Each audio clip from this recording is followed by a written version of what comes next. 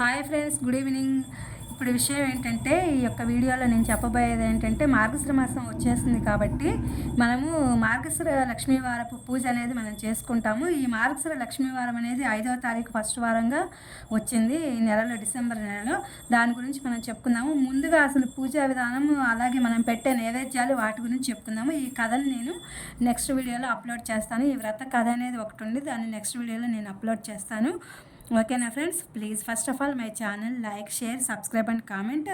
ఈ విషయాన్ని చూద్దాం. ఇప్పుడు మార్గశిర మాసంలో వచ్చే గురువారాన్ని మనం లక్ష్మీవారం అని కూడా చెప్పుకుంటాము. ఈ లక్ష్మీవారం నాడు చేసే పూజని మార్గశిర లక్ష్మీవార వ్రతం అంటాము. ఇది సంవత్సరానికి ఒకసారి వస్తుంది. మార్గశిర మాసం నాడు వచ్చే ఈ పూజను ఆచరించడం వలన సర్వశ్రేష్టము. ఈ వ్రతము లక్ష్మీదేవికి చాలా ప్రీతికరమైనది అని పరాశర మహర్షి నారదుడికి తెలిపారనమాట.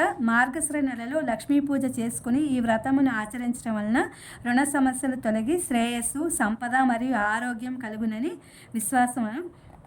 వ్రత విధానం అంటే అసలు ఏంటో చూద్దాము. మార్గశిర లక్ష్మీవార వ్రతము పూజా విధానము దీపావళి లక్ష్మీ పూజ మరియు వరలక్ష్మి వ్రత పూజా విధానం వలె ఉన్నప్పటికీ ఇది అమ్మవారికి సమర్పించే నైవేద్యాలలో వైవిధ్యం ఉంది. అంటే మనం అమ్మవారికి చేసే నైవేద్యాలలో అనేది తేడాలు అనేవి ఉన్నాయన్నమాట.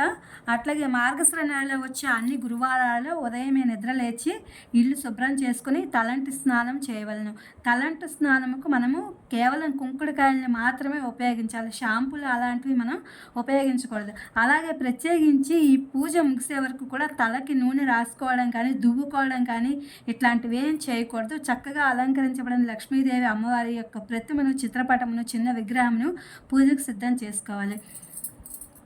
ఇంకా ఏంటంటే, ఈ మార్గశిర లక్ష్మీవారం రోజు మనము అట్లాగే కాఫీ, టీ అలాంటివి ఏదైనా తీసుకుంటే ఏదైనా తీసుకోవచ్చేమో, కానీ ఎలాంటి పదార్థాన్ని మనం నోటి దగ్గర అనేది తీసుకోకూడదు. అసలు ఎంగిలి అనేది పడకూడదు అనమాట. మెయిన్గా అవి గుర్తుపెట్టుకోవాలి. మనం ఏమాత్రం ఎంగిలి పడినా ఏదన్నా దోసకాయ ముక్కలు, బీరకాయ ముక్కలు ఇలా చేతులు చుట్టం అవి ఉంటాయి కదా, అలాంటివి కూడా అసలు ఏమీ చేయకూడదు. అలా పడ్డామంటే ఇంక మనం ఆ పూజ చేసుకోవడానికి అర్హులం కాదనమాట. అలాగే తలకి నూనె రాసుకోవడం, నూనె డబ్బాలు ముట్టుకోవడం ఇలాంటివి ఏవి కూడా చేయకూడదు పూజ ముగిసేంత వరకు కూడా. ఇది బాగా గుర్తుపెట్టుకోవాలి ఈ వ్రతం చేసుకునేవాళ్ళు. అలాగే ముందుగా గణపతి పూజ అందరికీ తెలిసిందే, చేస్తాము. ఆ తర్వాత లక్ష్మీ అమ్మవారికి ఆదాంగ పూజ, అదే అమ్మవారికి మనం ఏవైతే షోడశోపచార పూజలు చేసుకుంటామో అలా పూజలు చేయాలి.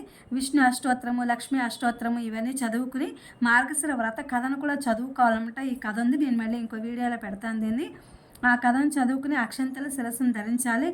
ఈ 4 గురువారాలు మార్గశిర మాసంలో వస్తాయి. ఇందులో ఉన్న ప్రత్యేకత ఏంటంటే, ఈ లక్ష్మీ పూజలో ఉన్న ప్రత్యేకత పుష్యమాసంలో ఒక మొదటి వారం ఒకటి వస్తుందన్నమాట, గురువారం నాడు. ఆ రోజు మనం ఈ పూజని ఇంకా కంప్లీట్ చేయాలన్నమాట. ఇదే ఇక్కడ ఉన్నటువంటి విశేషము. అలాగే అమ్మవారికి పెట్టవలసిన నైవేద్యాలు ఏంటంటే, మొదటి వారం పుట్టిన వారం పులగం పెట్టాలి నైవేద్యము. రెండవ వారం పాయసము, తెమ్మనము, అదే మనకి ఏదైతే బియ్యంతో చేసినవి ఉంటాయో వాటిని మనం సమర్పించుకోవాలి.